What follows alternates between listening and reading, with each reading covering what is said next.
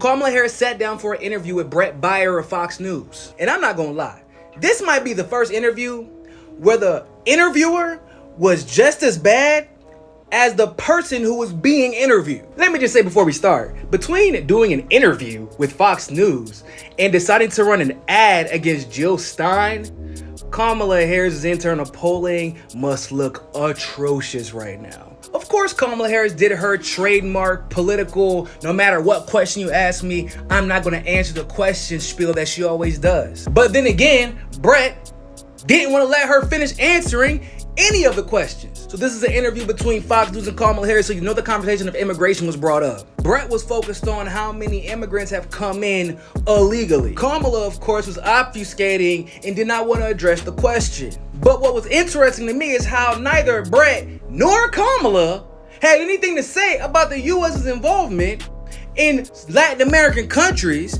and Caribbean countries such as Haiti, which has been driving the immigration into the United States. Like, he could have asked her something like, hey, don't you think the United States should mind their own fucking business and maybe that'll slow down the immigration problem that we have? Or something like that, I don't know. And I should also mention that Bret nor Kamala had nothing to say about the hundreds of thousands of Ukrainian immigrants who've come to the United States because of a war the United States started and have gotten special benefits since arriving. But you know, it's always those Latin American and those black Haitian immigrants that are the problem. Not the neo-Nazis though. Another thing that had me laughing was the fact that Kamala so passionately said, Donald Trump wants to lock people up for disagreeing with him. He talked about locking people up because they disagree with him. This is a democracy.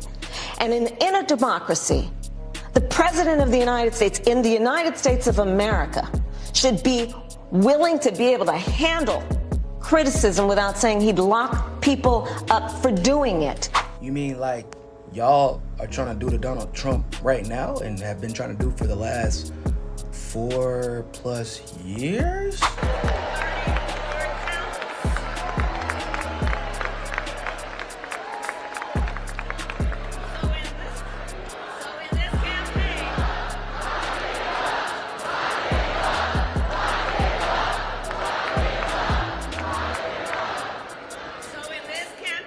I mean, y'all literally locked up people on January 6th who were just present, never took it to trial, never gave them an arraignment, and some of them are still sitting in jail without a single charge because they decided to support Donald Trump instead of y'all. You can't tell me, Kamala, that you don't see the irony in that statement. So one of your biggest complaints is that Donald Trump and you might be more alike than you're comfortable with. Okay, got it. And then she had the audacity to say that Donald Trump is unfit for presidency partially because he's unstable.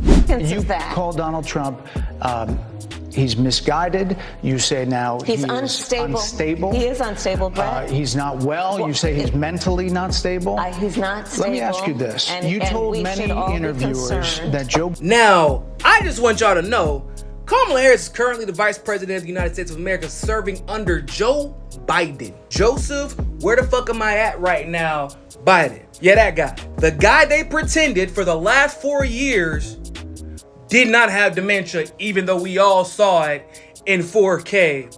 Every single interview and every single event. And it's funny because she literally used the phrase Donald Trump was throwing stones from a glass house. And I'm thinking to myself, bitch, y'all live in the same house. What you talking about? And of course, the only real foreign policy question that Bret asked was, why don't you hate China more than Iran? A number of experts thought you would say China.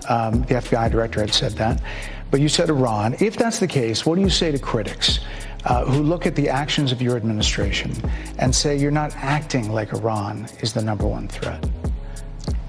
Well, I will tell you most recently, whether it was in April or in October, and then several hours on each occasion, that Iran posed a threat to Israel.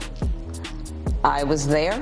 But if he really wanted to trip her up, he could have asked her about the continued support that she has for funding a genocide in Israel. But we know goddamn well that ain't about to happen, right? So let's just go ahead and say Kamala didn't gain out a single Republican vote from that interview. And Fox News once again proved that they are absolutely a network for entertainment and not for journalism.